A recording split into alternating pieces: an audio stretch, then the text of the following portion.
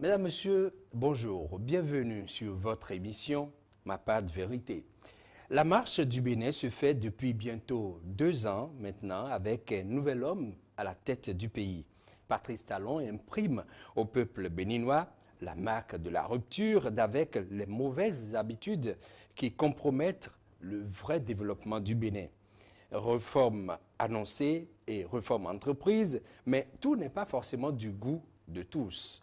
La marche du Bénin, Patrice Talon l'amène avec ceux qui comprennent et ceux qui voudraient quand même que ce Bénin ait un réel développement. Et je vous dis, la marque du Bénin, c'est le thème de cette émission. Wilfried Léandre Ngouedji nous aidera à mieux comprendre cette marche du Bénin avec Patrice Talon. Wilfried Léandre Ngouedji est directeur de la communication à la présidence de la République. Wilfried Léandre Ngouedji, bonjour. Bonjour Darius, bonjour à tout le monde. Merci de répondre à notre invitation. Ce n'est pas tous les jours qu'on peut aller vous choper comme ça, mais une fois qu'on a la chance de vous mettre la main dessus, je crois que nous allons profiter de cette occasion et faire un tour complet de l'actualité. Vous allez nous expliquer ce que c'est que la marche du Bénin et comment elle se mène avec Patrice Talon. Vous qui êtes au niveau donc de la communication de la présidence de la République. Wilfried Léandre Ngouedji, plusieurs réformes sont annoncées par le chef de l'État. Elles sont engagées. Elles ne sont pas forcément du goût de tout le monde. Du coup, eh bien, malcompréhension, marche par-ci, par-là, récrimination et bien d'autres choses s'observent. Dans le même temps, il y a bien des Béninois qui comprennent la chose, qui comprennent que, eh bien, c'est un pas vers le développement qui se mène. Nous allons d'abord parler du deuxième gouvernement du président Patrice Talon. Le premier a fait ses preuves. Le président, il y a quelques jours, je vais dire, a rendu public ce gouvernement. La formation, comment vous trouvez cette nouvelle équipe de gouvernement du président Patrice Talon? Je vous remercie à nouveau pour l'invitation et pour l'opportunité que vous nous donnez de pouvoir expliquer à nos compatriotes un certain nombre d'actions qui se mènent. Vous avez évoqué les réformes promises, réformes engagées, avez-vous dit. Vous avez souligné aussi les malcompréhensions que suscitent parfois certaines de ces réformes. Là-dessus, j'ai envie de vous dire, en citant un célèbre auteur, c'est La Rochefoucauld, qui enseigne que même les changements les plus souhaités ont leur mélancolie.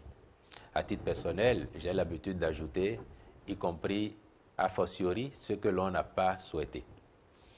Les changements annoncés par le président de la République, pour l'essentiel, ont commencé à être mis en œuvre ou l'ont déjà été entièrement. Et puis, cela suscite incompréhension ou même opposition parce que simplement, on a peur du devenir. Vous devez savoir que c'est une tendance humaine, presque naturelle, de chercher à se complaire dans l'existant et à s'en satisfaire, quand bien même l'inconnu qui vient est de nature à nous apporter plus et mieux que ce que nous avons aujourd'hui. Et donc, il faut inscrire sous ce registre-là la plupart des oppositions, quand elles ne sont pas nourries par d'autres raisons qu'on pourrait peut-être au cours des débats entrevoir. Et pour en revenir à la question sur le nouveau gouvernement, oui. Effectivement, le premier a vécu. Le deuxième du président Talon.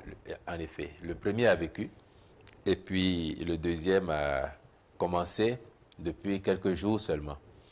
Il ne vous aura pas échappé, en observant bien, qu'il y a comme une épine dorsale qui est maintenue. La matrice de l'équipe première est restée. Cela semble indiquer que le chef de l'État, qui a une vision précise de l'objectif à atteindre et qui a choisi en conséquence les hommes et les femmes pour faire le chemin avec lui, sait qu'il n'a pas, à l'heure actuelle, à chambouler toute son équipe. Et donc, il maintient les pièces maîtresses et il fait en même temps des réaménagements parce qu'il faut tenir compte aussi de la dynamique politique qui soutient son action. Et vous aurez observé donc que les grands groupes politiques qui soutiennent l'action du président de la République ont été introduits, ces grands groupes-là, dans l'équipe gouvernementale. En dehors de ça, il faut noter aussi, il y avait déjà une bonne part de jeunes dans le premier gouvernement. Le deuxième en comporte davantage. Et vous aurez relevé d'ailleurs que la Benjamine tourne autour de 34. Elle est suffisamment jeune. Hein? Suffisamment jeune. On a connu des ministres jeunes. Certainement dans le visage et dans l'âge, mais pas jeunes dans l'action, pas jeunes dans la tête. Je suis de votre avis, parce que de toutes les façons, si elle a été choisie pour servir aux côtés du président de la République, Patrice Talon, c'est forcément parce qu'elle en a et qu'elle a dû faire ses preuves. Et donc, on peut saluer cela. Et je note d'ailleurs qu'à la satisfaction générale, cela a été relevé.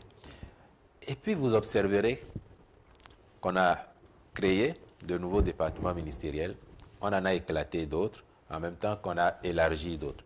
Mais sur le champ des nouveaux départements ministériels, vous avez le ministère des Affaires sociales et de la microfinance. Vous avez le ministère désormais en charge de l'eau et des mines, spécifiquement. Et vous avez un ministère chargé des petites et moyennes entreprises et de la promotion de l'emploi. Ce dernier ministère dirigé par quelqu'un qui a fait ses preuves aussi.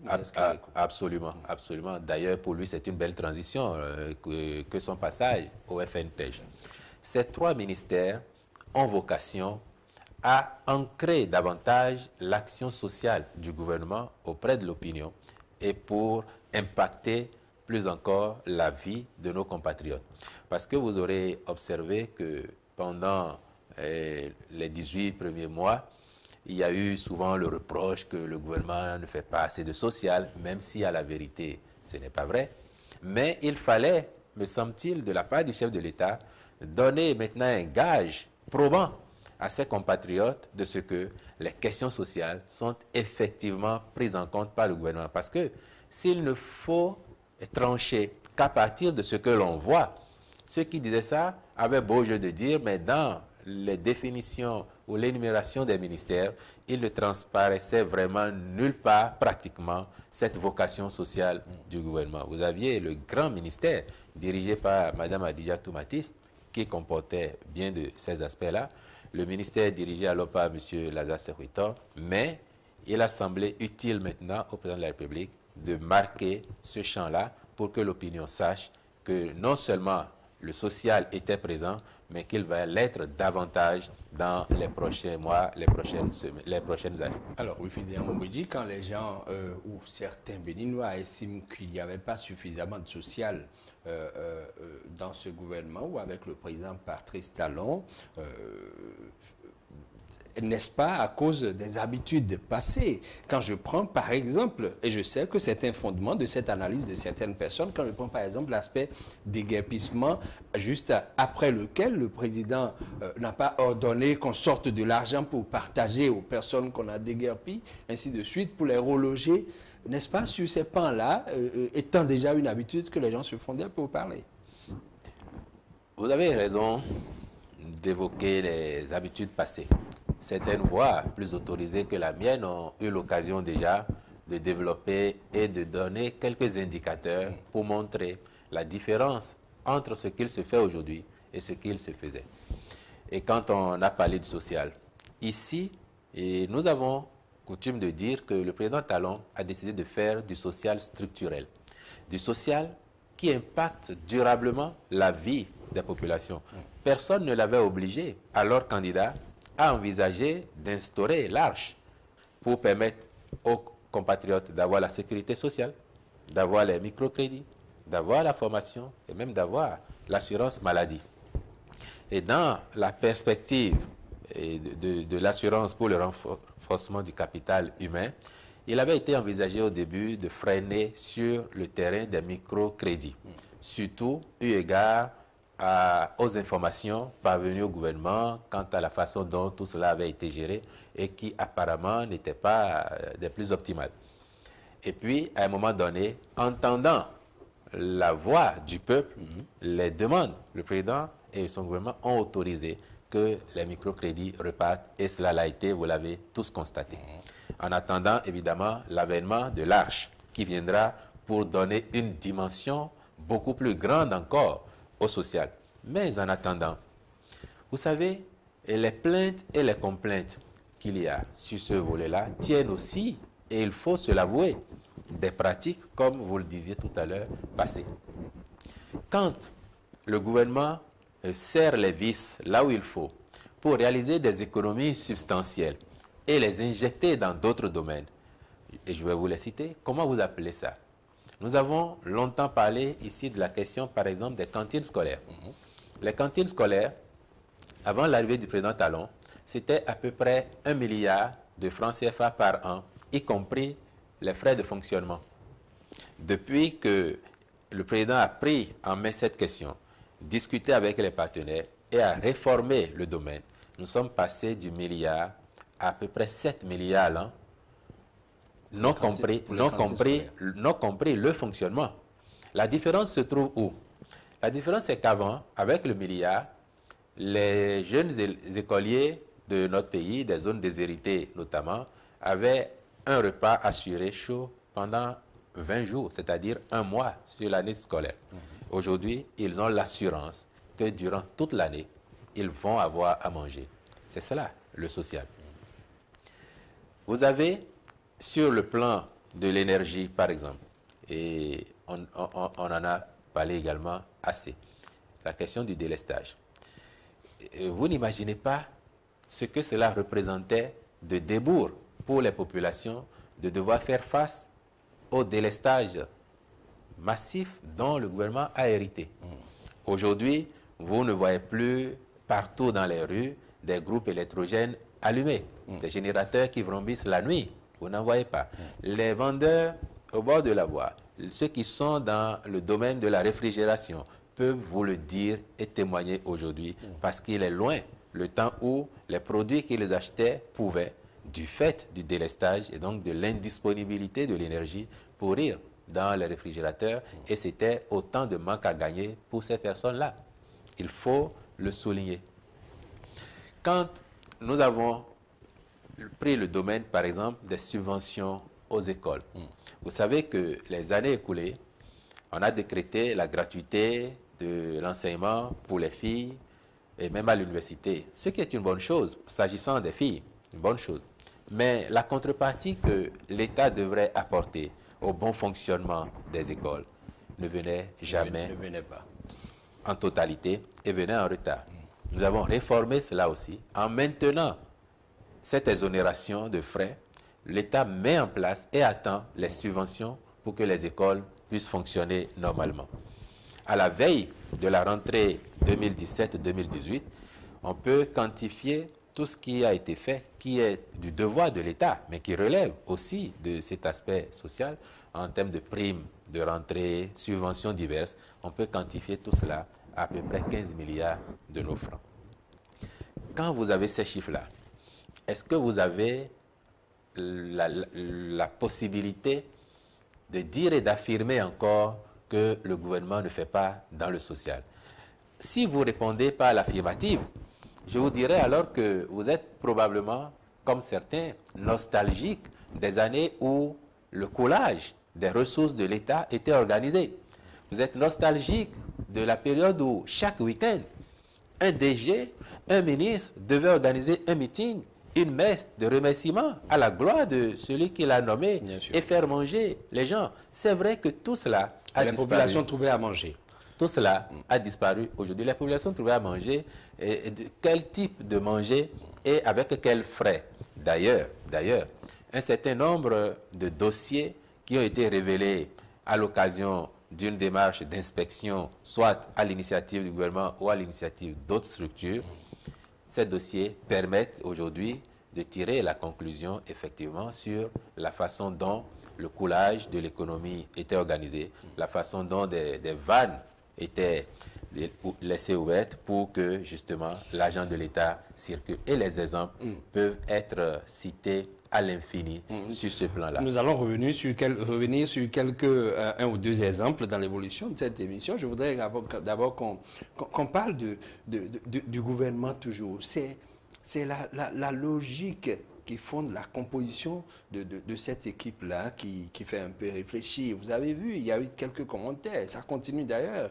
Quand on prend par exemple le regroupement de certains axes, sport, culture, tourisme, quand on prend par exemple le cas du ministre Pascal Irénée Koupaki, qui fait pour couler beaucoup d'encre et de salive, un décret spécial et tout. D'aucuns disent d'ailleurs que sa photo ne figure même pas dans la photo d'ensemble. Quand on prend ces aspects-là, on se pose des questions. Qu'est-ce qui se passe au niveau de l'équipe de Patrice Talon? Il y a une guerre de leadership? Expliquez-nous un peu, Wilfried Yanongbe. Vous parlez du ministère de la Culture, du Tourisme et des Sports. Je ne sais pas quel est le problème que vous y voyez.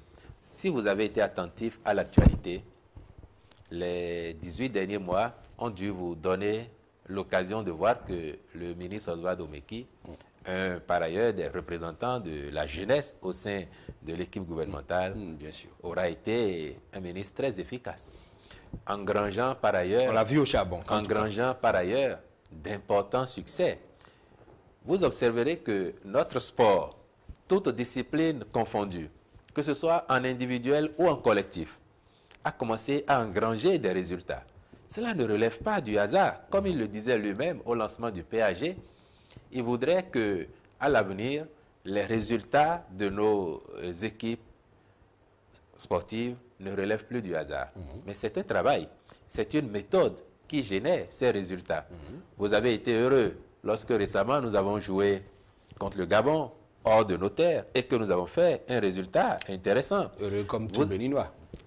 Ces choses-là montrent qu'il y a la manifestation d'une méthode imprimée par le chef de l'État et au niveau sectoriel par le ministre qui donne ces résultats. Alors, ne fallait-il pas lui laisser son domaine des sports? Est-ce qu'il fallait maintenant lui ajouter et la culture et le tourisme? Ah, mais pourquoi voulez-vous que celui qui fait bien et qui satisfait les attentes du chef de l'État, le chef de l'État n'ait pas envie de lui en demander plus? Et justement, ça c'est la démarche du président Talon, qui considère, j'aime à citer cette phrase, il est un homme censé en vaut plusieurs.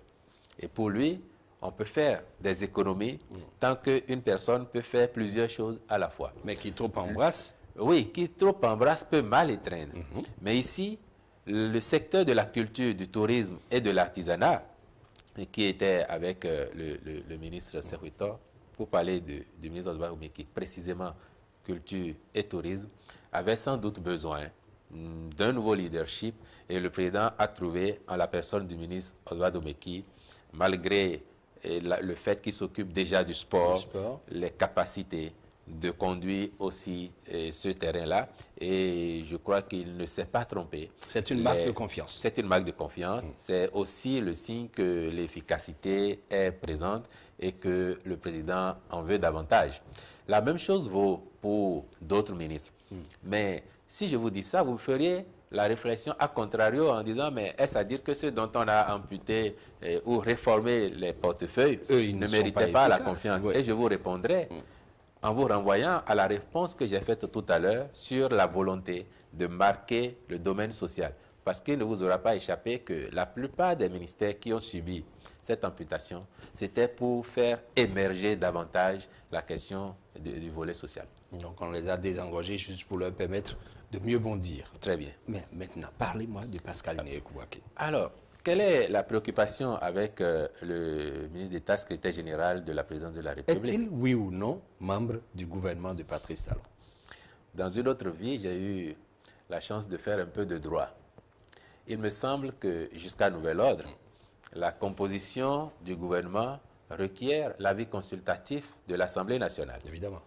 En l'espèce, à quoi avons-nous assisté? Le chef de l'État a pris un décret portant composition du gouvernement, laquelle composition a été soumise préalablement à l'Assemblée nationale aux fins de recueillir son avis consultatif. Il y a eu un deuxième décret portant nomination du secrétaire général de la présidence de la République. Et ce décret, dans les visas, ne renseigne nullement sur l'avis consultatif de l'Assemblée. Ce qui veut dire que formellement et au plan du droit, le ministre d'État, Pascal Yeri Koupaki, n'est pas membre du gouvernement. Cependant, le chef de l'État, qui l'a nommé secrétaire général de la présidence de la République, a cru devoir l'élever au rang de ministre d'État. Ceci pourquoi? Sans doute pour tenir compte de son parcours, de son passé, mais aussi des responsabilités qu'il lui confie. Parce qu'il parle au nom du chef de l'État, il porte son message et je crois qu'il a voulu lui donner cette autorité-là pour que les missions qu'il lui confie, il puisse bénéficier en retour de la part de ses interlocuteurs, de la confiance, de la considération et du respect qu'il faut pour conduire à bien ses missions. Alors, pour Pascal Yeri Koupaki, véritablement, qu'est-ce qui aura changé entre le premier gouvernement et le deuxième? Dans le rôle qu'il joue, il a toujours été secrétaire général de la présidence. Il a toujours été ministre d'État. Le changement est simplement d'ordre formel.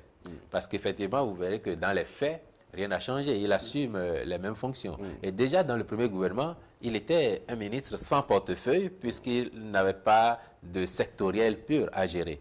Mais secrétaire général de la présidence de la République devait coordonner un certain nombre d'actions. Et dans les faits, cela n'a pas changé. Il reste simplement que, comme vous l'avez souligné, il n'est pas sur la liste du gouvernement. Mais il reste l'un des collaborateurs les plus proches du chef de l'État. On ne va pas alimenter la polémique plus longtemps. Vous avez parlé du social qui reste un défi, mais là compris de tous, à relever par la deuxième équipe de combat, je dirais, du président Patrice Talon. D'autres défis sont-ils là à relever? Moi, je crois que ce qu'il attend de cette équipe, et d'ailleurs il a répété à l'occasion du premier conseil des ministres, c'est qu'elle se mette au travail sans perdre de temps et avec dévouement. Parce que, dit-il lui-même, nos compatriotes sont très exigeants.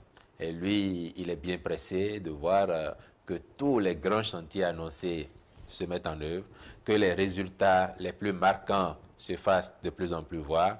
Et c'est tout le défi assigné à cette équipe gouvernementale. Oui, le défi est là pour l'équipe gouvernementale. Le président Patrice Talon a une logique. Il évolue... Dans son plan, on l'a vu, on le ressent à travers le PAG. Mais, est-ce que vous êtes d'accord avec moi qu'il est un peu difficile de comprendre la logique du président Patrice Talon, sa gouvernance, la forme qu'il veut imprimer pour ce décollage du Bénin? Est-ce que vous comprenez ça un peu? Je le comprends très bien. Et je suis sûr que vous le comprenez, mais vous posez la question pour que peut-être ceux qui ne le comprennent pas encore voient davantage. Votre question a un aspect subliminal. C'est dire, mais au fond, qu'est-ce qu'il nous veut, ce président? Où nous mène-t-il? Pourquoi, comme son prédécesseur, ne le voit-on pas partout dans le pays pour finalement n'être nulle part? C'est vous qui décortiquez, c'est pas moi. Bien sûr, je comprends votre préoccupation et donc je décortique pour vous expliquer. Et j'ai le sentiment de vous, j'ai l'envie de vous renvoyer à une image. Nous sommes ici au siège de Golf TV, Golf FM, n'est-ce pas? Je ne vous arrête pas. Oui. Hein. Voyez-vous, il ne parle pas, il n'explique pas, il ne bouge pas comme on l'aurait souhaité. Mais voilà autant de questions. Alors, le bâtiment qui abrite votre organe de presse, il fait combien de niveaux? Vous m'envoyez dans un exercice qui n'est pas forcément le mien. Et donc, vous n'avez pas souvent été attentif. Je ne suis pas architecte. Vous n'avez pas... Non, on n'a pas besoin d'être architecte pour savoir si ça fait 4 ou 5 étages. C'est de ça que je veux parler. Et l'image, c'est quoi? Quand M. Soumanou a voulu faire construire ce bâtiment, lorsque l'architecte a fait le plan, et que les techniciens sont arrivés, vont lui dire, comme nous voulons faire un R+4 ou R+5, nous avons besoin de faire une fondation peut-être à 100 mètres sous sol. Si je devais faire, ou s'il devait faire R+1 ou R+2, la fondation serait peut-être à 30 mètres. Je dis n'importe quoi. Ce ne sera forcément pas la même. Mais s'il voulait faire une simple villa, peut-être n'aurait-il eu besoin que d'aller 5 mètres sous terre, voire 2 mètres. Peut-être. En fonction des ambitions que vous avez, en fonction des objectifs que vous devez atteindre, la démarche varient. Et c'est ce que j'ai imagé quelque part en disant que celui qui veut bâtir haut, creuse profond. Parce que si je vais faire 10 étages et que je creuse pour 2 étages, il est clair que chemin faisant, l'édifice va s'écrouler et j'aurais mis en péril la vie, la sécurité des personnes qui y vivent ou qui y vivent alentour. C'est sûr. Le président Talon, au regard de la dimension du PAG, a envie de bâtir un Bénin grand. Et pour le faire, il faut asseoir des fondations solides, poser les jalons sûrs du développement de notre pays.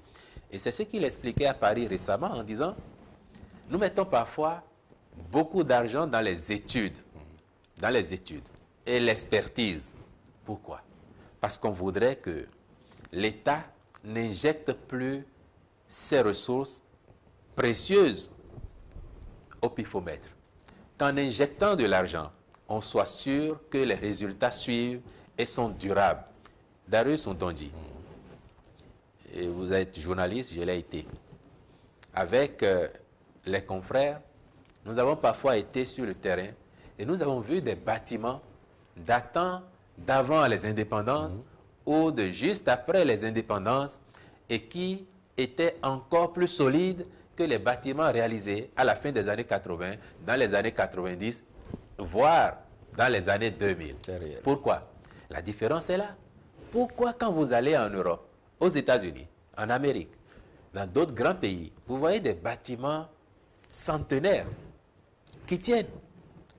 Parce qu'ils auront été réalisés suivant les normes, après des études prospectives, des études sérieuses. C'est ce que le président... C'est une question de conviction. C'est ce que le président veut faire. Autrement, il vous l'a dit, pour certains grands projets, l'argent est disponible. Mais si c'est seulement pour avoir la satisfaction d'être applaudi, d'être encensé, on pouvait injecter cet argent. Et puis il va finir son mandat, il va finir son office à la tête du pays, il va partir et quelques temps après, tout cela tombe en ruine.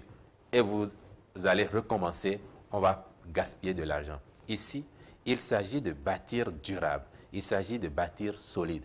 Et donc, quand on fait réaliser des études, vous prenez par exemple les grands projets dans le domaine du tourisme, les grands projets dans le domaine du cadre de vie, les grands projets dans le domaine des infrastructures, des études conséquentes sont menées pour qu'une fois lancés, ces projets se déroulent au mieux. C'est ça, la méthode de la gouvernance Talon que vous cherchez à avoir. Et il n'est pas dans les médias justement pourquoi. Et je peux vous faire une confidence, et nos compatriotes méritent de savoir ça, c'est leur droit. Lorsque vous prenez l'agenda hebdomadaire du président de la République, vous relèverez les séances de travail autour des grands projets du gouvernement. Il en a peut-être par semaine une dizaine, voire une douzaine. 1 heure de temps, 30 minutes, 2 heures, en fonction des sujets, en fonction des interlocuteurs. Et ces séances regroupent qui souvent? En dehors du président lui-même, les principaux ministres concernés, leurs collaborateurs concernés au premier chef par les dossiers. Voilà à quoi il emploie sa journée. Et quand vous voyez ça, à côté, vous avez peut-être 2 ou 3 audiences courant la semaine. C'est à ça que le chef de l'État emploie son temps et toujours ponctuel, avec la même rigueur, qui veut que les projets soient bien conçus, bien planifiés et bien menés. Et là-dessus, j'en aurais fini. Vous pouvez recevoir tous les spécialistes de la matière. Ils vous diront qu'un projet sérieux, pour être lancé à bon escient, nécessite en général 18 mois à 2 ans, donc 18 à 24 mois d'études pour être sûr qu'on l'a vraiment cerné et qu'une fois lancé, il sera conduit convenablement. Vous me dites que le président fait un travail de fourmi. Je peux donc vous rassurer qu'il n'a pas perdu le temps, le gouvernement n'a pas perdu le temps et nous sommes dimanche. Nous sommes dimanche. Je vous dis que hier seulement, les nouveaux ministres arrivés au gouvernement ont bénéficié d'une séance au cours de laquelle le programme d'action du gouvernement leur a été présenté, notamment les axes qui concernent leur secteur. Chacun. Ah, bien sûr, bien sûr. Et donc, cela renseigne bien sur le fait que le président Talon, c'est un homme de méthode, c'est un homme de rigueur. Et oui, et là-dessus, on ne fait pas toujours des heureux, en tout cas pas dans l'immédiat. Il faut cependant tenir pour qu'à la fin, les résultats témoignent pour vous et que même ceux qui vous ont combattu ou qui ne vous avaient pas compris vous rendent le témoignage que vous avez été à la hauteur de votre mission. Alors, est-ce que c'est cette méthode qui fonde ce que j'avais dit au départ, cette volonté de rompre avec certaines pratiques du passé, d'imprimer un changement réel au Bénin? Mais c'est cela qui est en cours. Et vous qui désespérez tant de le voir dans les médias, et le moment viendra sans doute où il pourra s'exprimer ou apparaître, en tout cas plus que vous ne le voyez ici aujourd'hui. Nous-mêmes, nous le souhaitons. Nous-mêmes, nous le souhaitons. Mais nous sommes obligés de comprendre que la philosophie qu'il développe au service de l'État est telle qu'il ne peut pas passer son temps à se promener partout.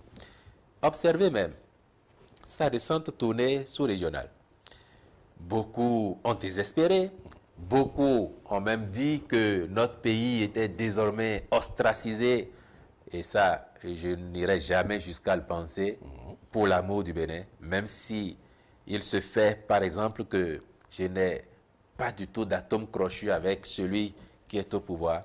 Je n'irai jamais jusqu'à proférer de tels mots contre mon pays.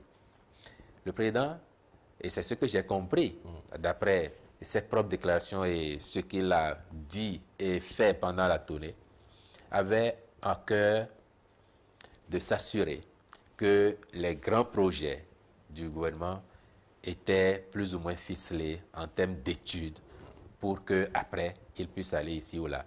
Et j'ai entendu à l'occasion, il y a même au moins le chef d'État ghanéen qui voulait arriver ici. C'est le président qui lui a dit non, pour le moment, vous ne venez pas. Je serai le premier à venir vers vous, après vous viendrez. Donc, comprenez que c'est un homme de méthode. C'est un homme qui ne se laisse pas émouvoir simplement par les premières contrariétés parce qu'il sait où il veut aller. Et il a redit jeudi dernier, à l'occasion du premier conseil des médias, dit même à certains, et c'est vrai, on peut témoigner, hein. Parfois ici, vous avez le sentiment que c'est une salle d'épreuve parce que même ceux qui me connaissaient depuis, quand on est ici, ils savent, c'est comme si on ne s'est jamais connu. Mais c'est ma façon de vous amener à donner le meilleur de vous-même parce que notre pays mérite un grand dessein. Nous devons travailler à le lui donner. De la méthode. Exactement. De la méthode dans le travail, qui consiste à évoluer calmement, mais à chercher à atteindre des résultats. À faire en sorte même que, comme dans une forêt, personne ne voit les arbres qui poussent, personne ne les voit grandir, parce que c'est un jour seulement que vous découvrez que tel arbre a atteint tel niveau. Vous pouvez passer dans la forêt tous les jours. On ne sent pas sans remarquer. Pendant ce temps, si un vieil arbre tombe, ou si on vient à couper un arbre, il fera du bruit et tout le monde voit. Je crois que c'est bien cela la démarche. Alors, dans la méthode, dans cette démarche, Wilfried Léon Ngwedji, pourquoi a-t-on l'impression que le président veut tout privatiser? Or, le président veut tout privatiser. Il y a que, et j'en conviens, le passé d'homme d'affaires réputé du président de la République fait craindre à certains systématiquement. Il y a aussi que, comme on a parlé tout à l'heure des réformes, certains sont hostiles aux réformes parce qu'ils n'osent pas se rêver des lendemains meilleurs. Ils ont peur et ils veulent se satisfaire de l'existant, même si demain leur promet autre chose. Vous croyez? Bien sûr, bien sûr. Mais le président privatise tout, le président privatise tout. Combien de choses, à ce jour, avons-nous privatisé? Ou le gouvernement a-t-il privatisé? Combien? Bon, on va pas faire l'apologie des thèmes, mais les thèmes, il y en a tellement, et tout ceci relève finalement de la privatisation. Darius, oh non, pas tant que ça. Il y a eu des restructurations. Alors, je vais vous dire par exemple, j'ai 2 numéros de téléphone, connus depuis toujours. Un Libercom et un autre. Je parle de Libercom parce que c'est l'opérateur public. L'autre, je fais pas de la publicité. Chaque fois. Le numéro Libercom, vous l'utilisez toujours? Toujours, depuis l'an 2000. Bon. Mais chaque fois. Vous êtes satisfait? Moi, je suis satisfait, mais je veux mieux. Mais chaque fois que quelqu'un a demandé mon contact et que je lui ai suggéré, voulez-vous le Libercom ou le numéro du second opérateur, tous me disent, je veux le deuxième. C'est pourquoi je vous posais la question de savoir si vous êtes Mais alors, quand on a fonctionné comme ça, et que Libercom, qui a été le premier opérateur GSM dans le pays, se retrouve en 2017 avec à peine 50 000 abonnés, alors que les autres brassent des millions, comment voulez-vous, comment voulons-nous que Libercom soit compétitif, génère les ressources qu'il faut et ne tombe pas dans la situation où il était, que nous sommes venus trouver, et qui a nécessité sa restructuration. Si Libercom, Wilfried Ndiaye avait été compétent, avait été capable de satisfaire aux exigences des Béninois, il aurait certainement eu plus d'abonnés ou autant d'abonnés que les autres. Et donc, le président Talon et son gouvernement n'auraient pas eu besoin de liquider Libercom, qui compte à peu près 90 employés, mais qui, pour sa restructuration, si l'État devait injecter de l'argent pour ramener Libercom aux normes, au moins des réseaux existants, on aurait mis une 50aine de milliards dedans. Si ça avait été bien géré. C'est pour ça qu'aujourd'hui, quand bien même il a nommé des gens, ou fait nommer des gens, et qu'ils font le contraire de ce qu'ils doivent, sans état d'âme, on les limoge, et les mêmes qui se plaignent de ça vous diront, c'est la chasse aux sorcières. Il est trop dur, il est trop rigoureux, mais ce n'est qu'à ce prix que les grandes choses se font. Et donc, je revenais sur la question des privatisations. Comme je vous ai expliqué, on peut prendre d'autres exemples. Et vous parlez des thèmes. Oui, certains thèmes se rapprochent de d'accord. Mais quand il s'agit de gérer le bien de l'État comme le privé ferait, avec la même rigueur, pour produire du bénéfice et faire en sorte que l'État lui-même n'ait plus à injecter de l'argent, mais plutôt à en bénéficier, qu'y a-t-il, au fond, de mal à cela? Mais moi, j'observe bien comment le parcours du président de la République dans une autre vie l'aide en bien des aspects aujourd'hui à faire avancer le pays. Regardez en combien de temps on a mobilisé plus de 100 milliards rien que sur la question de l'eau. Et on a lancé déjà un projet dans les collines, 50 milliards, un autre dans le zoo pour 27 milliards. On a fait entre-temps à Tchaourou et à Parakou, on a augmenté les capacités de fourniture d'eau. Et personne ne vous dira que c'était entrepris avant son arrivée. Regardez. Tout ça est fait maintenant. Bien sûr. Regardez les mobilisations de ressources dans d'autres secteurs. Parce que il y a la vista, il y a l'habileté à faire. Et sur un plan particulier, j'ai envie de vous dire, j'ai observé, certains dossiers arrivent, et croyez-moi, pour sortir l'agent de l'État avec lui, il faut vraiment le convaincre de ce que c'est pertinent de le faire, de ce que les différents chapitres que vous présentez nécessitent cet investissement. C'est le propre des hommes d'affaires, ça le suit toujours. Ah, mais j'ai observé, par exemple, sur des dossiers importants, alors que tout le travail préalable avait déjà été fait et que l'on était satisfait d'avoir atteint un tel niveau, j'ai vu comment arriver à son niveau, en regardant les montants, je vous dis, hein, à la seconde près, il réagit, il vous dit, ce montant est énorme, le Bénin ne peut pas payer ça. Ah oui, les ministres vont dire, mais pourquoi? Il vous demande. Et il va dire, calculer ça représente quel pourcentage? Parfois, il fait le calcul mental, il vous demande de faire avec lui. Ça représente quel pourcentage? Quels sont les standards en la matière? Je ne citerai aucun ministère, je ne citerai pas nommément les projets, mais je vais vous dire par exemple qu'il est arrivé une fois en conseil, il a fait ajourner 2 dossiers comme ça, sur des questions de montant. Les mêmes dossiers sont revenus 1 mois et demi après. On a économisé la moitié de ce qui était prévu qu'on devait sortir. Et c'est en termes de milliards, s'il vous plaît. Alors, à mon niveau, je me dis, mais si ce monsieur, il était ce qu'on lui prête d'être, quel gêne aurait-il eu à laisser passer ces dossiers en se disant, ben, je peux récupérer chez celui-là parce que je vais lui dire qu'il sait très bien que ça ne doit pas être à ce niveau d'investissement. Je vous assure, moi je vis ça. Et je vois bien le souci de faire en sorte que le Bénin soit gagnant et que dans les années à venir, le Bénin soit cité comme un pays de bonne gouvernance, comme un pays qui avance et dont on peut être fier. Cette marche, ou je dirais cette marque imprimée par le chef de l'État, le capitaine du navire bénin désormais, comme j'aime le dire, eh bien cette marque passe forcément par quelque chose qu'on est en train d'observer. Wilfried Irang-Ngouedji, l'assainissement des finances publiques. Vous avez évoqué la question tout à l'heure en filigrane, en parlant de ce qui est fait depuis quelque temps. Les derniers événements dans le pays nous montrent encore qu'il y a un accent qui est mis sur cet aspect-là. Alors, qu'est-ce qu'on a le devoir de rappeler aux Béninois parlant d'assainissement des finances publiques? Dites-moi. Le président a pris l'habitude de dire, mais nous pouvons être pauvres et faire encore des efforts. Et puis, un temps, il a eu la formule de « il faut serrer la ceinture ».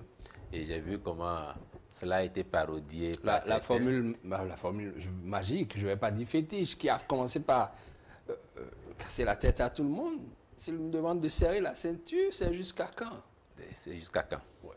Mais il a donné un deadline. Il nous a demandé de patienter 2 ans. Et puis, vous observez bien que les périodes les plus difficiles, je l'ai dit déjà une fois, sont passées. Les périodes difficiles sont en train de passer. Vous êtes sûr? Sur le dernier versant, vous verrez bien que ce sera la période des récoltes et des preuves évidentes de ce que l'action du président de la République et de son gouvernement aura généré pour notre pays une avancée importante. Il faut le donc, oui. Vous êtes sûr de ce que vous dites? Pas seulement sûr, absolument convaincu. Sinon, je ne vous le dirai pas. Parce qu'après, on ira vous chercher. Hein? Absolument convaincu et disponible demain pour faire le point avec tous ceux qui voudraient. Vous voyez, l'assainissement des finances publiques, il a été dit par le ministre des Finances et par le chef de l'État lui-même. Lorsque nous avons un pays à économie, à revenu essentiellement fiscal, et que nous devons solliciter le concours des partenaires au développement ou même des investisseurs privés, nous devons montrer une certaine capacité à prendre en charge nous-mêmes une partie de nos ambitions. Comment mobilisons-nous les ressources à l'interne pour justifier de solliciter autant que nous voudrions? Si j'ai besoin de 100 francs et que je viens vous voir, Monsieur Ontondi, vraiment j'ai un problème, il me faut 100 francs, je n'ai rien. Vous serez moins enclin à m'aider que si je vous disais, ah, j'ai fait l'effort moi-même, j'ai rassemblé 25 francs, j'ai rassemblé 50 francs et j'ai besoin de la différence. Vous diriez intérieurement, oh, mais voilà quelqu'un de conscient. On peut l'aider. Et même si vous n'avez pas vous me diriez, je vous oriente vers telle personne. C'est à peu près la démarche. Donc, quand on assainit les finances publiques pour générer plus de ressources intérieures, c'est à cette fin-là. Pendant 1 an, après son arrivée au pouvoir, nous avons vécu la crise au Nigeria. Et tout le monde a vu comment cela a impacté notre économie. Pour autant, l'État a continué à assurer les salaires, les primes diverses. Je ne nomme aucun pays, mais renseignez-vous, dans la sous-région, en Afrique centrale, il y a des pays qui aujourd'hui ont 6 mois d'arriérés, voire plus, de salaire. Si on n'avait pas fait les efforts pour collecter ce qu'il faut, éviter l'évasion fiscale, la fraude fiscale, peut-être aurions-nous connu les mêmes difficultés. L'assainissement des finances publiques consiste donc à faire en sorte que ce qui doit entrer dans les caisses de l'État puisse y entrer. Et le ministre des Finances, à l'occasion, vous a cité un certain nombre de domaines, que ce soit sur la question des voyages officiels, que ce soit sur la question de la maîtrise de la masse salariale, à travers l'identification des personnes qui travaillent vraiment pour l'État et qui bénéficient de ces prestations, à travers la maîtrise, par exemple, de la masse d'étudiants. Les travailleurs fictifs ont été mis de côté. Hein. Et travailleurs fictifs, peut-être le président ne vous le dira jamais, mais moi je peux vous dire, par exemple, quand il s'est agi à son arrivée de faire l'audit, même du personnel civil de la présidence de la République, Et à un moment donné, c'était on criait qu'on a renvoyé 200 ou 300 personnes. Il y avait du personnel fictif. Mais quand on a interrogé les gens, À la présidence? bien sûr, et quand on a interrogé les gens qui y sont passés, parce qu'on en connaît, certains nous ont dit, mais vous savez, une seule personne pouvait venir, dès lors qu'elle a été nommée collaborateur du chef de l'État, elle pouvait venir et faire inscrire d'autres personnes pour bénéficier des primes diverses. Et le paiement se faisait à vue. Vous venez, vous émargez et vous prenez l'argent. Mais à main. Main à main. Et donc, la porte était ouverte. Mais ces personnes-là jouaient quand même un rôle dans l'appareil? La porte était ouverte à toutes les transactions possibles. Donc, la personne qui a déclaré 3, 4, 5 personnes pouvait venir prendre pour elle-même et ensuite prendre pour ces personnes-là.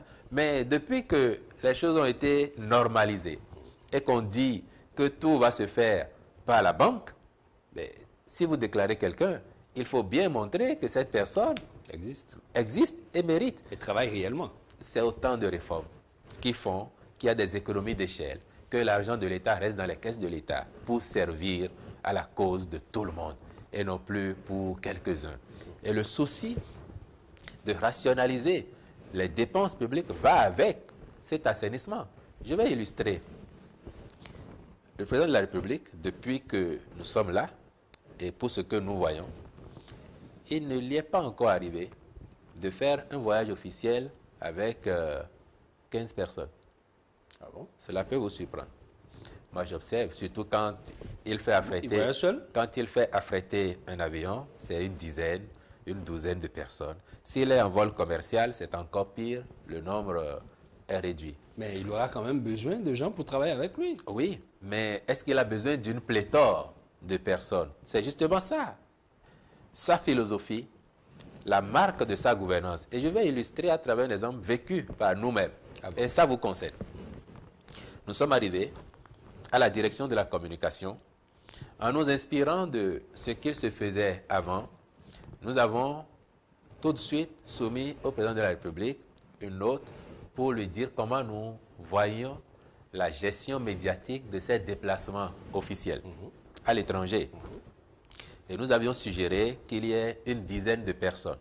Je vous explique. Pour assurer la couverture. Pour assurer la couverture. Ça veut dire quoi? Les organes de presse de services publics, dont c'est le travail régalien de notre point de vue. Une équipe de la direction de la communication. Une équipe de télévision privée, en faisant une rotation. Et nous étions à 9 ou 10. Le président nous a dit non. Nous avons ramené à 7. Il dit non. Ah bon? À 5, il dit non. C'est trop. Et puis, un jour, finalement, il nous interpelle. Il dit, mais si je vous donne 2 places. Pour la presse? Ah oui, dans mes déplacements, comment vous allez gérer ça? Et nous avons dit, Monsieur le Président, à tout le moins, nous demanderions 4. Il dit, non, non, non.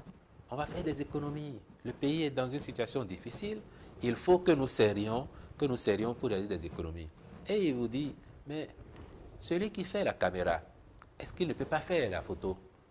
Monsieur le Président, il peut, mais il ne peut pas faire les deux à la fois. Et nous lui disions, mais vous êtes dans une posture donnée là. Il a envie de vous immortaliser. Le temps de déposer la caméra qu'il tenait pour récupérer l'appareil photo. Mais il va changer de position. Exactement.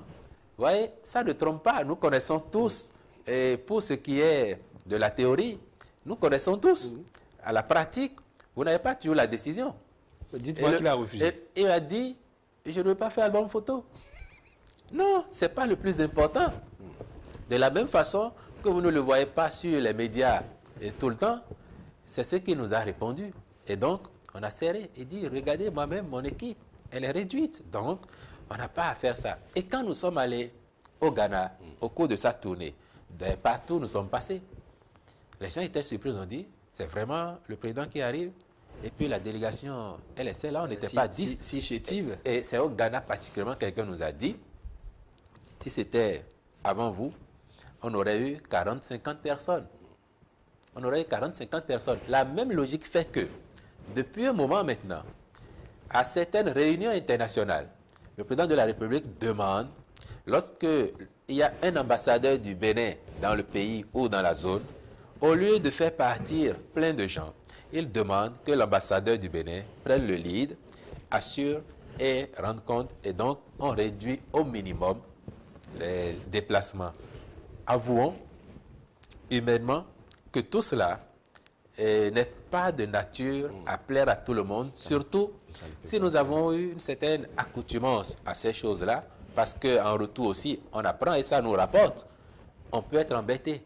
Mais quand on regarde l'idéal poursuivi, qui est de rationaliser les dépenses publiques, en même temps qu'on assainit, pour générer des ressources substantielles à injecter dans des réalisations probantes, quand on regarde ça, on doit pouvoir convenir de ce que c'est une étape par laquelle il faut prendre parce que l'ambition est noble. C'est vrai que quand on ne l'explique pas, on ne saurait comprendre, hein, parce que vous-même, vous avez les retours, même au sein de la corporation. On vous taxe, vous, de ne pas faire votre travail si les journalistes ne sont pas avec le chef de l'État, n'est-ce pas? Et nous les comprenons parfaitement. Vous voulez que je vous dise encore sur ça? Allez-y. La logique du chef de l'État d'économiser et par ailleurs d'éviter la propagande fait que nous, aujourd'hui, nous travaillons avec moins de 20 radios, pendant que nos prédécesseurs en avaient une soixantaine. Mais parce qu'il fallait communiquer. En avaient une soixantaine. Parce qu'il fallait communiquer suffisamment. Attendez, on ne le fait pas moins. D'ailleurs, aujourd'hui, elle est bien structurée. Et même certains qui critiquent vous disent en offre, non, c'est très bien. Et à la limite, ils nous disent, il faut être vous pour accepter de travailler dans ces conditions, parce que nous, on avait beaucoup d'argent, sans faire tout ce que vous faites tout ça, et vous n'avez pas d'argent. On entend. Donc, observez que c'est cette ambition qui fonde ce que nous faisons. Il y a un idéal. La communication elle-même est imprimée par le leader, le sujet principal avec lequel vous travaillez. Je vous ai dit tout à l'heure, sur la théorie, peut-être même que nous sommes imbattables. Sur la théorie, il y en a qui connaissent très bien, sans doute, dont on apprend, dont on a appris et dont on apprend. Mais c'est sûr que s'il faut se limiter à la théorie, il n'y en aurait pas beaucoup pour nous dépasser. Après, la pratique, c'est des enseignements. Et ça n'a pas de prix. Est-ce, Wilfrid Ndiaye, l'assainissement des finances publiques qui passe par les redressements fiscaux, certaines affaires ces derniers temps, je dirais la méthode carrément d'exhumation de certains dossiers qu'on est en train de comprendre, de constater ces derniers jours? Je finirai sur le volet précédent en vous rappelant, puisque vous en parliez, vous voyez, la direction de la communication à la présidence de la République, aujourd'hui, c'est 15 personnes. 15 personnes pour s'occuper de la présidence, pour s'occuper du gouvernement, pour s'occuper des organismes publics. Je ne vous apprends rien en vous disant que, anciennement, la seule cellule de communication du président, c'était 40 à 50 personnes. Et dans chaque ministère, vous aviez des cellules de communication dont le nombre variait en fonction des moyens du ministère ou des ambitions politiques du ministre en place. Donc vous aviez des cellules de 5 à 10 personnes. Aujourd'hui, dans les ministères, nous avons juste un point focal. Juste un point focal. Tous les journalistes sont retournés à la rédaction.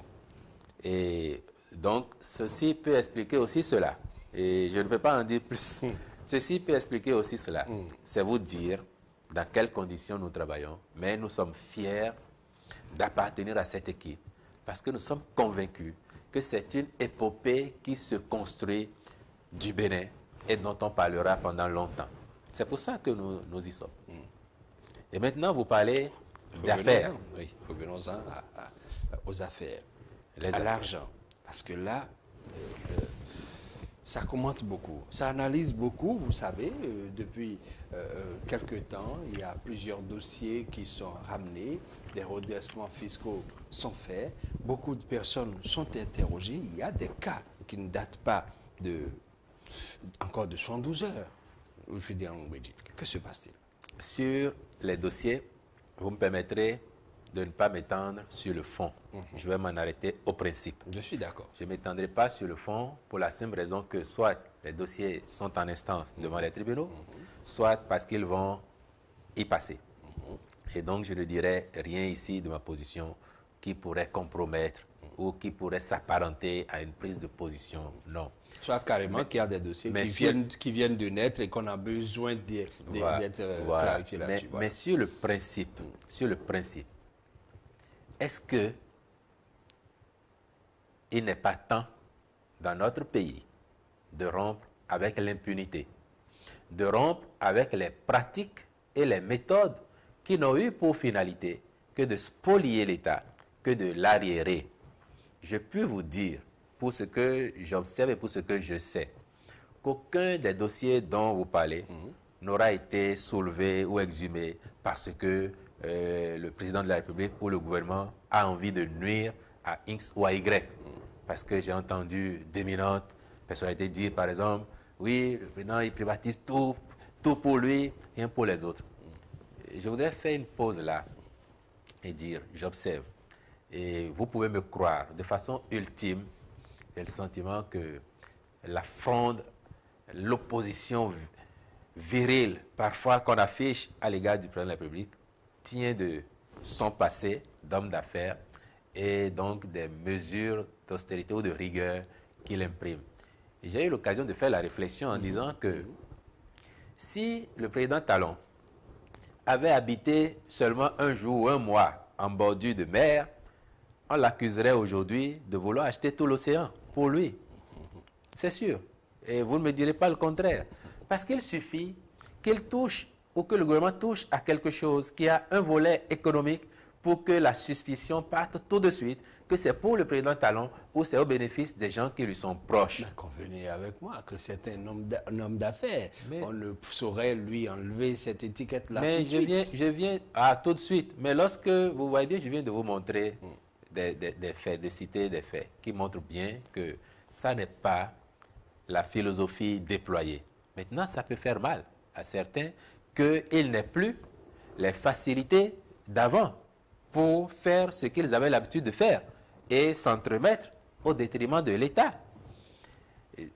J'ai dit que je ne parlerai pas du fond des dossiers, mais ceux dont je peux parler, par exemple, qui n'auraient aucune incidence. On a parlé un temps d'un courrier du secrétaire général du gouvernement adressé à des anciens présidents de la République pour mettre fin à une pratique qui n'était pas normale. Malencontreusement, le courrier s'est rendu sur les réseaux sociaux. Il s'y est retrouvé de toute façon. Et je peux vous certifier que ce n'était pas l'œuvre de la présidence de la République. Quelqu'un a certainement entendu jouer les victimes. Mais que s'est-il passé dans ce dossier? Parce qu'on a très tôt fait à l'époque de lier à l'actualité avec la mairie de Cotonou pour dire non, il n'y avait aucune intention d'humilier ou d'exposer qui que ce soit. Le président Patrice Talon, dans sa quête des résultats les plus efficients, a entendu réformer l'intendance du palais.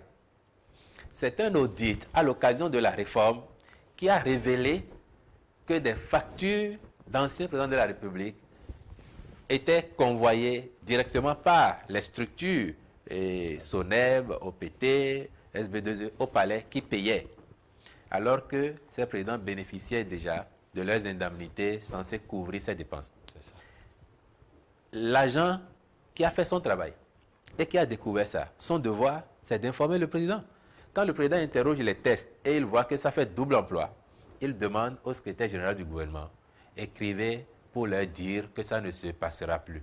Si c'était la volonté de nuire à quelqu'un, on aurait pu demander de rembourser les sommes indûment déboursées par l'État. Mais ce n'est pas le cas. Vous n'avez pas entendu qu'il y a eu ça? On a demandé simplement d'arrêter. Parce qu'on a considéré aussi que ce n'était certainement pas une volonté de leur part d'organiser cela. L'affaire est finie. Voilà un exemple. Et si vous parlez d'une autre tout le monde n'a pas compris ça comme ça.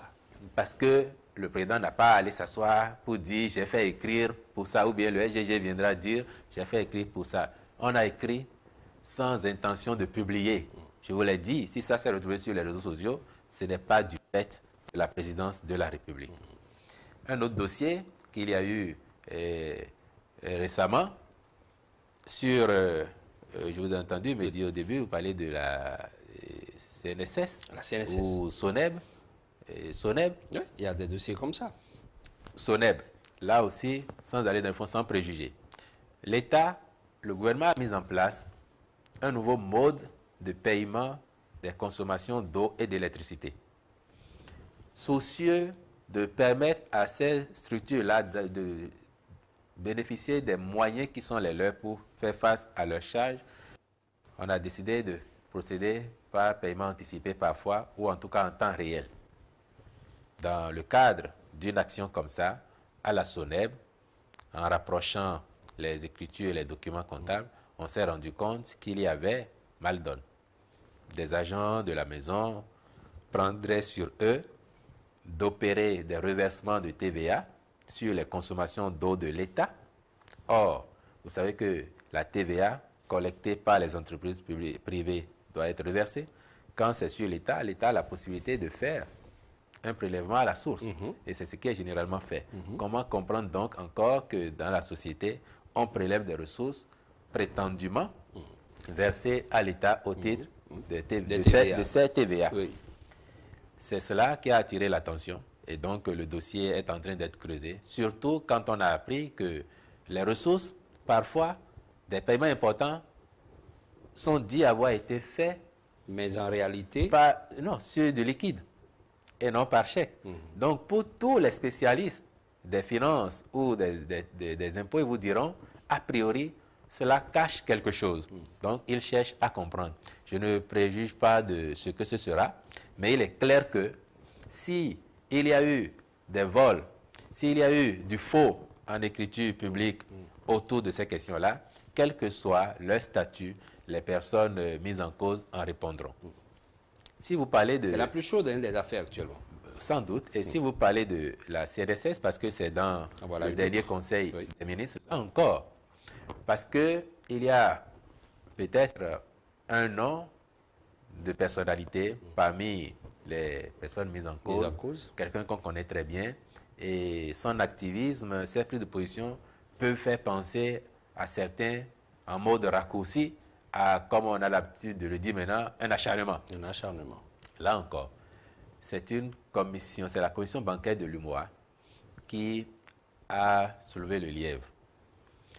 Tout le monde sait que la BIBE a été déclarée en faillite et mise sous administration. Ne parlons pas en parabole. Même si on ne cite pas les noms, vous parlez du syndicaliste. Le nom est dans le Conseil des ministres. Voilà. Et donc, c'est une banque qui a fait faillite, que l'État a sauvé. Et d'ailleurs, récemment, quand on a annoncé la décision du gouvernement de recapitaliser la banque pour éviter justement que les placements importants partent en fumée, certains ont dit, c'est Talon qui veut racheter la BIBE. Vous vous en souvenez? Même chose avec la BAIC. Mais au niveau de la BIBE, on se rend compte maintenant que des placements importants ont été faits par la CNSS et d'autres voies plus autorisées en parleront dans les détails. Moi, je vous livre le global. Sur à peine 2 ans, ce sont 17 milliards et demi qui ont été injectés. Et parfois, en l'espace d'un mois ou de 2, vous voyez qu'on a placé 2 milliards, 3 milliards. Et il est apparu dans les documents comptables de la banque elle-même que des placements se font contre commission. Est-ce que ça n'a pas l'air de vous dire que des personnes savaient très bien qu'il n'était pas pertinent socialement, économiquement, d'aller déposer autant d'argent dans une structure qui pouvait du jour au lendemain disparaître? Ça n'était pas normal. Mais lorsque vous apprenez qu'en plus de faire ça, on bénéficie de commissions, cela doit éveiller nos sens et nous demander quelles sont les motivations profondes de ceux qui ont fait ces placements. Est-ce que c'était de bonifier les avoirs de la CNSS? Est-ce qu'il s'agissait de sécuriser ces avoirs? Ou bien c'était le goût du lucre, le souci de s'en mettre qui les aura conduits à ces placements? Mais plusieurs fois déjà, Wilfried Liang-Ngouidji, des voix ont failli se faire entendre pour dénoncer certains faits au niveau de la CNSS. Mais on ne les a pas écoutés. Je suis heureux si vous avez dit peut-être que ces voix manquaient d'éléments.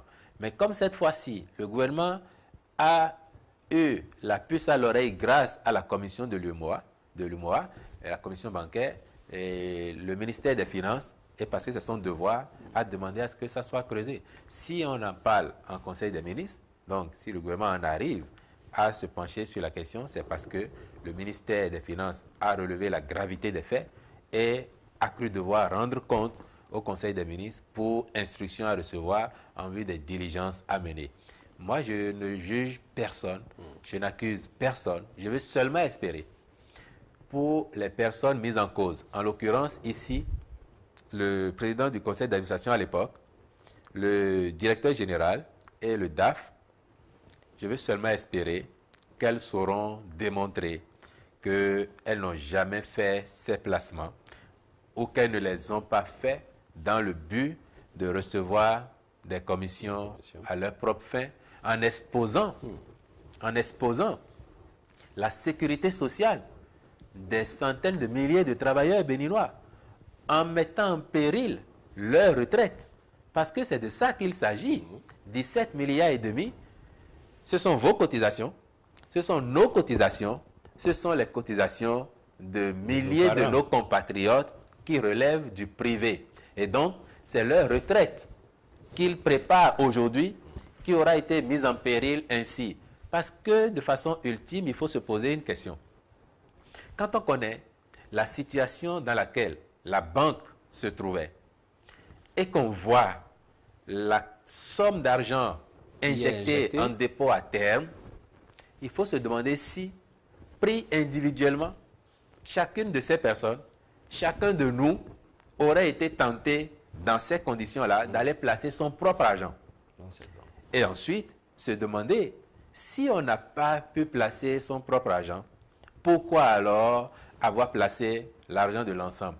Et à partir de là, on va creuser pour voir l'intention qui animait les uns et les autres au moment où cela a été fait. Et donc, je veux bien espérer qu'une fois encore, on ne partira pas sur le registre de l'acharnement, de la chasse aux sorcières, mais que chacun va faire la preuve non seulement de sa bonne foi, mais aussi de son innocence lorsque le moment venu, les tribunaux vont demander. Oui, vous m'avez peut-être vu venir, vous m'avez devancé. J'allais vous dire qu'on ne va pas sortir tous les dossiers, on ne va pas les rappeler tous, on n'est tenu par le temps. Mais voulez-vous me dire que véritablement, c'est rien que pour assainir, qu'il n'y a pas une visée politique, qu'il n'y a pas un acharnement, qu'il n'y a rien à ce niveau-là, que c'est simplement pour assainir?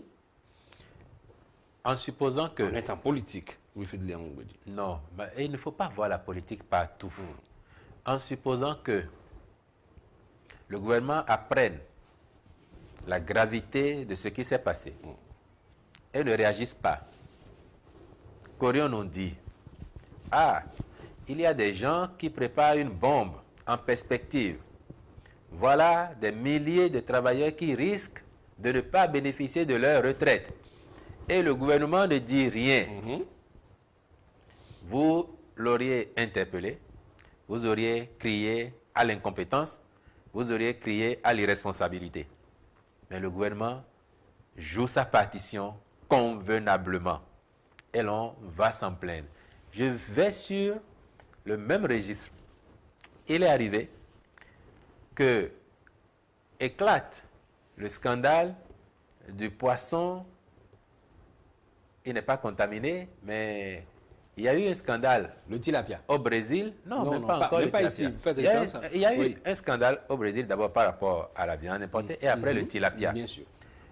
Et alors que le gouvernement était dans la démarche de mieux cerner de quoi il s'agissait, les gens écrivent sur les réseaux sociaux, qu'est-ce que le gouvernement attend pour interdire ça? Parce que c'est la santé des populations. Mais dès que les décisions de suspension provisoire d'importation de ces produits au Bénin ont été prises, c'est pour nuire à quelqu'un, parce qu'il y a un homme d'affaires devenu politicien qui est le métronome dans ce domaine. C'est pour nuire à ses affaires que le gouvernement a pris cette décision. Vous voyez bien, on est dans l'ambivalence et dans la contradiction permanente sur ces choses-là. Mais un gouvernement responsable ne doit pas s'émouvoir dès lors qu'il s'agit de l'intérêt public, dès lors qu'il s'agit de préserver la santé des populations et le bien public. En la matière, je crois que les faits d'armes du gouvernement, du chef de l'État, plaident en leur faveur et montrent bien qu'il y a une ligne directrice dédiée à la responsabilité, dédiée au souci de bien faire qui est tracée, et cela n'amènera pas à dévier de cette trajectoire. Il y a quelques grands sujets sur lesquels nous allons parler. Nous ne pouvons pas les occulter. On est en train d'entrer dans le deuxième ou dernier virage de l'émission. Wilfrid Léandre Rongwedji, ces derniers temps dans le pays, l'actualité également, c'est le recensement administratif à vocation d'identification de la population, le RAVIP, compris bien par certains, analysé peut-être à tort par d'autres. Quelle est votre lecture sur ce recensement, le travail qui a commencé de façon générale? Pour faire court, le RAVIP, c'est bientôt la carte d'identité pour tout le monde, tous nos compatriotes. Ce sera aussi un instrument pour faciliter la sécurité sociale, y compris pour les artisans, en complément à l'ARCHE, l'assurance pour le renforcement du capital humain. C'est un outil de base qui va permettre donc de déployer un certain nombre d'actions au profit de la grande masse, actions sociales comme autres. Il est utile, de mon point de vue, que sur des questions d'importance qui engagent la vie de la nation, sur des questions qui génèrent du positif, qui impactent la vie de chacun de nous, il est utile, disais-je, que l'on transcende les clivages politiques, les querelles politiciennes. Les populations béninoises, grâce à la sensibilisation qui a été menée en amont, ont bien compris que la finalité du RAVIP, c'est de leur permettre de disposer d'une carte à tout faire, une carte unique à tout faire, donc multifonction. Carte biométrique qui va servir dans nombre d'opérations et donc dont l'utilité ne se démontre plus. Nous avons eu divers programmes par le passé qui ont généré des actes mais qui n'ont pas couvert l'ensemble de la population. Qui n'ont pas forcément totalement marché. Et qui n'avaient pas non plus la même finalité et la même vocation. On a fait RAVEC, on a fait même l'EPI, mais l'EPI, comme son nom l'indique, la LEPI avait une vocation toute tracée, c'était de servir comme pièce électorale. D'ailleurs, vous avez peut-être oublié, au plus fort de la querelle des politiciens sur la LEPI, un camp, pour prendre la main et booster l'opération, avait été jusqu'à dire que cette carte-là va servir de carte d'identité. Il me semble même que la décision avait été prise. Et certains de nos compatriotes ont pu se présenter dans des agences de banque avec leur carte LEPI au motif qu'ils voulaient toucher de l'argent. Et cette carte LEPI ne comportait même pas la signature du détenteur. Évidemment, ça a fait flop. Aujourd'hui, nous sommes passés à une dimension beaucoup plus grande. La carte unique qui va découler du RAVIP n'est pas une carte électorale. Il y a, et il y aura à la fin, un registre de population. Chacun de nous aura un numéro personnel d'identification. Cela va nous faciliter la vie à l'avenir, va nous simplifier la vie, parce qu'il y a des actes qu'on n'irait plus courir à gauche et à droite pour avoir. Il y a des actes qui pourront être obtenus à distance parce qu'il s'agira de faire la demande et en intégrant votre numéro personnel d'identification, on a les éléments. Quand vous voyez tout ça, est-ce qu'il vous semble juste que l'on proteste, que l'on combatte le RAVIP? Mais pourquoi Je donc crois que certains non. le font? Pourquoi donc certains le font, Wilfrid Léandre? Pourquoi donc a-t-on vu autant d'affiches appelant au boycott de l'opération, autant d'affiches avilissant l'opération. Pourquoi donc ça s'est passé comme ça? Vous m'avez soufflé qu'on parlerait un peu de la posture de l'opposition. Et peut-être que tout à l'heure, on comprendra mieux les motivations des uns et des autres. Mais j'ai la faiblesse de croire que aucune des personnes montées au créneau pour critiquer le RAVIP, aucune d'elles ne manquera le rendez-vous. Si vous les connaissez toutes, faites le pari, posez une caméra sur chacune d'elles pour suivre leur mouvement pendant les 6 mois et vous verrez très bien qu'aucune d'elles ne manquera ce rendez-vous. Pourquoi? Parce qu'elles savent et elles sont convaincues de la finalité positive du RAVIP. Les querelles personnelles, les querelles politiciennes ont généralement d'autres motivations. Et il ne m'appartient pas ici de venir les apprécier. Mais je sais et je reste persuadé que tout le monde se fera recenser. Quel est le risque pour le Béninois? Quel est le risque pour le Béninois qui participe à l'opération? Attendez, vous voulez dire à nos compatriotes, déjà on vous dit, même le nouveau-né aujourd'hui est concerné par le recensement. Est-ce que le nouveau-né, il vote pour ceux qui disent que c'est pour organiser des élections? Ils anticipent, ils disent que c'est pour frauder. Le nouveau-né là, est-ce qu'il vote? Quand on a fait la LEPI, on avait catégorisé. Aujourd'hui, le RAVIP, c'est tout le monde. C'est général. C'est tout le monde. Et les captures d'empreintes vont se faire pour les enfants à partir de 5 ans. Mais avant 5 ans, il n'y aura pas de capture. Seulement, les enfants seront recensés. Après, il va sans dire que comme l'opération aura abouti et qu'on aura de la matière crédible, potable, état civil assaini, maîtrise de certains agrégats au plan démographique pour induire les politiques de développement subséquentes, quand on va faire ça, la loi a prévu que cette base puisse servir éventuellement à l'organe en charge de faire la liste électorale demain. Et quel est l'objet qui justifie la polémique à ce niveau? À votre avis, y a-t-il vraiment un motif sérieux pour justifier la polémique? Parlez-moi maintenant du risque. Mais non, moi je ne vois pas où se trouve le risque. Les personnes qui vous parlent de risque, c'est elles qui doivent vous dire non, c'est parce qu'il y a tel mal donné. J'ai dit, des gens s'en sont pris à l'opérateur. L'opérateur est intervenu dans même pays. On a entendu dans 1 ou 2 pays qu'il y a eu des problèmes après des élections parce qu'à ce niveau-là, elle a fait des recensements ou aidé à. Mais j'ai demandé, interroger les faits. Qu'est-ce qui a généré le problème?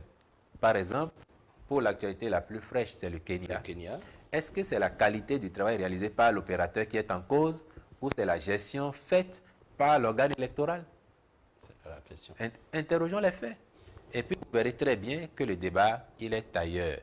Pour le moment, ce qui est important à dire à nos compatriotes, c'est de les exhorter à sortir, se faire recenser. Que personne ne se fasse duper. Parce que si vous ne faites pas ça et que vous n'avez pas cette carte, vous mettrez vous-même en marge du développement.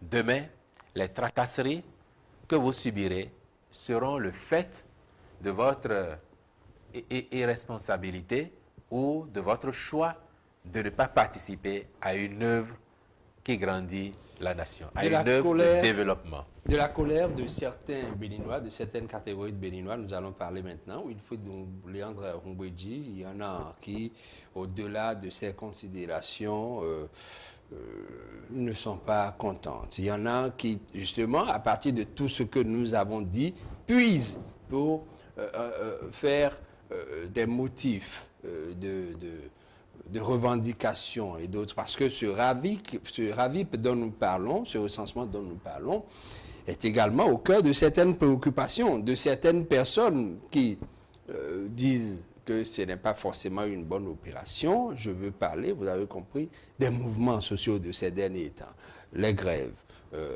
les marches, encore. Il y a 2 jours, vendredi, on en a vu ces marches-là. Il y en a qui appellent à la démobilisation. voilà, de façon générale, avant qu'on aille sur un point précis, de façon générale, les mouvements sociaux de ces derniers temps, nous allons y aller un peu plus rapidement maintenant. Comment vous les trouvez? Et moi, je crois qu'il faut mettre chaque chose dans son contexte. Et pour finir sur le RAVIP, j'ai eu le bonheur quand même d'entendre finalement certains frondeurs en grippe du RAVIP dire « Ah, nous n'avons jamais demandé aux populations de ne pas se faire enregistrer ». C'est pour ça que je vous disais que ces personnes même vont se faire enregistrer parce qu'elles connaissent la pertinence et la finalité du RAVIP. Les mouvements, alors, on aura toujours 10 000 raisons de manifester. Sont-elles fondées? Ne le sont-elles pas? Et vous demanderez à chacun. De ma position, ce que j'observe. Par exemple, dans le domaine de la santé, qui a été le cas qui aura défrayé le plus la chronique. C'est là que je voulais qu'on précise. Ces jours derniers. C'est fini maintenant? J'espère. J'espère. Mais sur ça, qu'est-ce qu'il faut dire? Quand vous regardez la plateforme revendicative des syndicats, en dehors de ce qu'ils s'attaquent à la réforme du secteur de la santé, donc le rapport, c'est des primes de motivation, primes de risque. Ces primes datent d'il y a 10 ans. C'est une dette de l'État et le gouvernement a pris l'engagement de l'éponger. Mais lorsque on fait... Progressivement, je suppose. On fait de la question des réformes du secteur de la santé le principal mobile de la grève, je trouve que ça n'est pas juste, surtout lorsque j'ai pu entendre les meneurs de la grève dire que le rapport de la commission des réformes suggère que les centres de santé soient privatisés, le CNHU en l'occurrence, privatisé, suggère que les créances du CNHU sur l'État soient versées à un repreneur déjà identifié et que, conclusion, l'agent du CNHU qui veut acheter le CNHU. Cela est faux et archi faux. Est-ce que c'est ce que disent les réformes? Je vous prierai, Darius Ontonji, lorsque vous recevrez un des responsables de ces syndicats, de lui demander d'arriver avec le rapport de la commission et de vous ouvrir la page où il est écrit que le CNHU sera privatisé et que l'argent du CNHU, l'argent que l'État doit verser au CNHU va servir plutôt à un repreneur. Vous ne trouverez trace de cela nulle part. Il s'agit de quoi? L'État doit au CNHU pour diverses prestations liées à la prise en charge, aux subventions, aux gratuités de telle ou telle chose. Le CNHU aussi a des dettes sur des partenaires. L'État dit, en concédant la gestion, c'est la gestion pour la rendre plus efficace. L'État va procéder au paiement. Donc l'argent là va servir à payer les créanciers du CNHU pour éviter que ça aille dans tous les sens. Mais il n'a jamais été question de donner l'argent à quelqu'un à qui on aurait vendu l'hôpital, ce qui n'est même pas prévu, pour que ce dernier ensuite vienne gérer. Quand j'écoute les responsables du secteur eux-mêmes, et ça rejoint ce que je disais tout à l'heure, la peur du lendemain, même s'il est plus prometteur que l'existant. Vous observerez que beaucoup ont peur, par exemple, parce que si la réforme arrive, les hôpitaux publics vont devoir être mieux gérés. Vous devez pouvoir faire votre travail efficacement. Autrement, celui qui est là, il va quand même vous remonter les bretelles pour vous dire vous ne faites pas ce qu'il faut. On va en finir avec il y a un point que je comportements. voudrais souligner. Personne ne vous dit, par exemple, lorsque le rapport dit, en parlant de la gestion des cas d'urgence, ou dans notre pays aujourd'hui, si vous arrivez aux urgences et qu'on ne débourse pas de l'argent, vous pouvez rester sur la civière, vous pouvez rester à même le sol et mourir. Lorsque le rapport de la commission des réformes dit, par exemple, qu'on doit faire en sorte que demain, l'on se préoccupe d'abord de sauver la vie de celui qui est en face avant de réclamer l'argent, personne ne vous souligne ça. Mais la finalité de ce rapport, c'est d'offrir les meilleures prestations possibles à nos compatriotes, même s'il s'agit de centres de santé publics. Alors, dites-moi en un mot, qu'est-ce que ça a donné, les dernières négociations conduites par une équipe et même nuitamment de vendredi à samedi? Qu'est-ce que ça a donné? Est-ce que la crise dans le secteur de la santé aujourd'hui est jugulée? J'ai dit que je l'espère parce que le gouvernement était tout le temps disponible. Le chef de l'État a dépêché une délégation conduite par le ministre d'État Biochane, qui a eu plusieurs séances avec les syndicalistes et leur a fait à chaque fois les propositions du gouvernement pour sortir de crise, notamment la prise en compte de leurs arriérés, de primes, de motivation et de risques qu'ils réclament.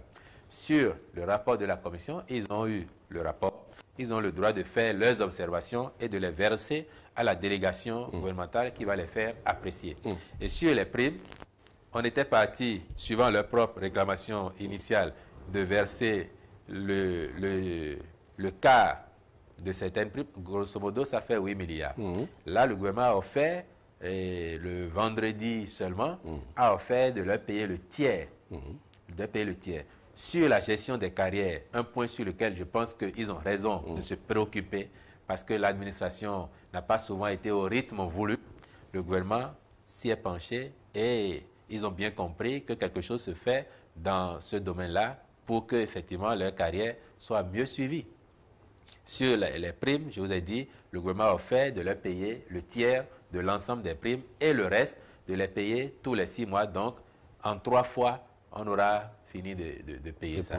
C'est pour ça que je disais que j'espère bien que nous sommes sortis de la crise, que nous en sortirons sous peu. Parce que vendredi encore, ils étaient partis pour rendre compte à leur base. Alors, ça va finir dans quelques minutes. 3 questions en 3 minutes. Wifilian Ngwedi, vous me répondrez rapidement. L'opposition au Bénin, qu'est-ce qu'elle devient selon vous? Quelle est la lecture que vous en faites? Je pense que l'opposition, c'est une très bonne chose pour un système démocratique. Et pour peu que son action soit orientée réellement vers l'amélioration des choses. Mais lorsque c'est une opposition de principe, parce qu'il s'agit d'un homme, ou lorsque c'est une opposition, on va dire, intéressée, dans le sens de se rappeler au souvenir de ceux qui sont là, ou qui vise encore à vous faire renoncer à certaines réformes pertinentes que vous engagez, je pense que cela n'est pas intéressant. Mais je souhaite simplement, aucun de nous n'a le monopole de l'amour du pays. Cela va sans dire. Et je souhaite simplement que l'action des uns et des autres, que nous soyons du côté de l'exécutif ou que nous soyons du côté de l'opposition, tendent à donner de nous-mêmes, de notre pays, une image positive. Que l'opposition ne consiste pas à décrédibiliser son pays. Le dialogue politique, il est toujours là? C'est quoi le dialogue politique? Je vous ai dit tout à l'heure qu'on sent une certaine réserve du chef de l'État. Je parle d'opposition et je vous parle de dialogue politique. Oui, le chef de l'État est-il toujours ouvert à travailler avec tout le monde, le président opposant ou non? Talon est le président de tous les Béninois, y compris de ceux qui n'ont pas voté pour lui. Et il y a des gens dans l'opposition aujourd'hui ou sur la scène socio-syndicale qui ont même travaillé à l'avènement du président et qui s'opposent, soit peut-être parce qu'elles sont impatientes d'être appelées, elles sont impatientes de voir venir quelques promotions. Il y a de ces cas-là. Il y a des gens qui, à l'origine, l'ont combattu et continuent de le combattre parce que ne croyant pas en son action. C'est leur droit. Mais vous parlez de dialogue. Quand j'ai entendu, je sais à quoi vous faites allusion. Parce que j'ai entendu certains dire « Ah, mais il faut que le président nous reçoive. S'il ne nous reçoit pas, nous irons le déloger de la marina. » Ceux qui veulent rencontrer le chef de l'État, M. Otonji, ils connaissent comment fonctionne l'administration. Ils connaissent où travaille le chef de l'État, n'est-ce pas? Mais suggérons-leur d'adresser une demande d'audience au chef de l'État qui, dès que son agenda le permettra, les rencontrera. Mais vous ne vous adressez pas à un chef d'État en restant dans la rue pour dire « Monsieur, vous devez nous recevoir ».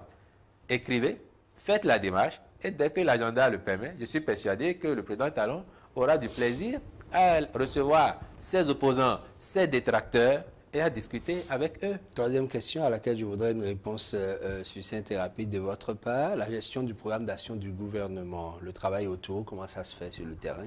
Quel est le premier bilan qu'on peut faire tout de suite?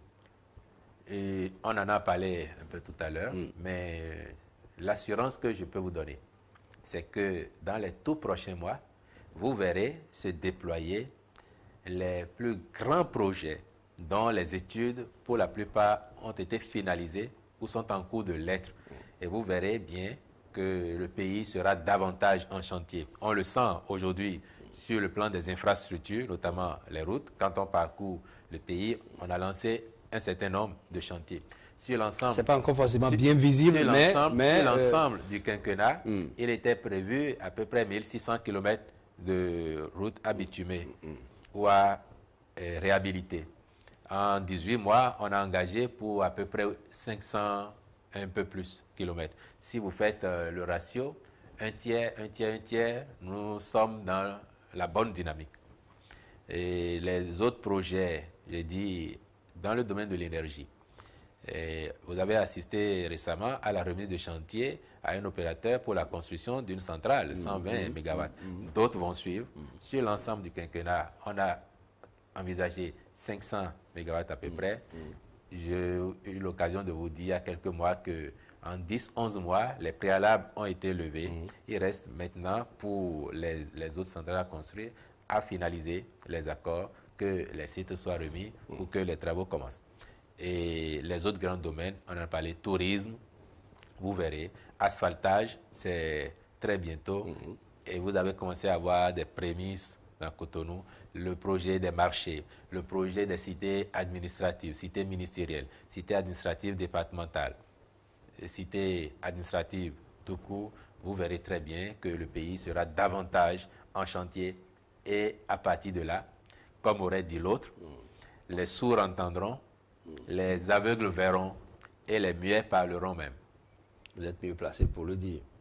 Moi, pour ce que je vois faire, et j'ai vu comment on a creusé profond, j'ai vu la fondation se faire monter, je l'ai vu monter, et vous verrez maintenant quand le bâtiment va dépasser ce niveau et se faire de plus en plus visible, vous serez sans doute au rendez-vous pour apprécier à la fin, et je reste persuadé que comme vous, la plupart de nos compatriotes apprécieront les résultats et se rendront compte que le président Talon est un homme d'ambition, un homme de rigueur. Et en la matière, il ne fait pas de détails. Que vous soyez son ami, que vous soyez son parent. Et des anecdotes existent, on n'a plus le temps, autrement je vous en aurais raconté. Que vous soyez son parent, que vous soyez son ami. Il vous fait à la mesure de votre mérite. Vous méritez d'être applaudi, d'être félicité, il le fera. Vous méritez d'être sanctionné, c'est sans état d'âme. Nous apprécierons tous, et je crois qu'il avait déjà tout indiqué. Au départ. Ça a échappé, au départ. Et il a rappelé, la dernière fois, Paris l'a dit, quand mes soutiens m'appelaient Agbono, celui qui en a, je leur ai dit non. Installez-moi, laissez-moi faire 1, 2, 3, 4 ans, et puis vous verrez vous-même si je suis Agbono ou pas. Moi, j'ai l'assurance que les préalables ont été réalisés, que les jalons ont été posés, et que le reste du temps, ce sera pour voir les résultats. Et je vous permets maintenant, après cette note d'espoir, de dire votre conclusion. S'il faut conclure, je demanderai humblement à nos compatriotes, dont on ne peut pas nier qu'ils ont souffert, et qu'ils souffrent même peut-être encore, de la rigueur imprimée à l'action du gouvernement. Je leur demanderai de considérer que c'est un mal pour un bien. Parce que cette douleur est passagère. C'est exactement comme quand nous souffrons et qu'on doit nous administrer des soins. Nous n'aimons pas trop et nous ne nous y prêtons pas de bonne grâce. Mais dès que nous avons accepté ces soins et que nous nous sentons mieux après, nous oublions ces moments-là. Je reste convaincu que dans pas longtemps, nous parlerons au passé, mais vraiment au passé, en oubliant même la douleur qu'elle aura générée de cette rigueur, parce que c'est le seul chemin. C'est ce que je synthétisais la dernière fois en disant que ce n'est pas le chemin qui est difficile, c'est le difficile qui est le chemin. Le chemin du sérieux, le chemin de la prospérité, le chemin de la réussite, il est parsemé d'embûches. Il est difficile. Nulle part au monde, la facilité n'a conduit à des résultats probants, à des résultats durables. Et c'est pour ça que nous n'avons pas été dans le social débonnaire, dans le social populiste. On fait du social structurel pour qu'à terme, la vie de nos compatriotes soit impactée et que nous vivions tous mieux. C'est l'ambition ultime du gouvernement. Wilfried Léandre Mbouedji, merci d'être passé sur cette émission, Ma Part de Vérité. Je rappelle que vous êtes le directeur de la communication à la présidence de la République. Au plaisir de vous recevoir une autre fois pour d'autres clarifications, pour d'autres apports à l'éclairage des Béninois. Mesdames, Messieurs, merci d'avoir suivi cette émission. C'était Ma Part de Vérité. Le rendez-vous, on le prend pour une autre fois. Nous avions parlé de la marche du Bénin. Bon dimanche et à bientôt.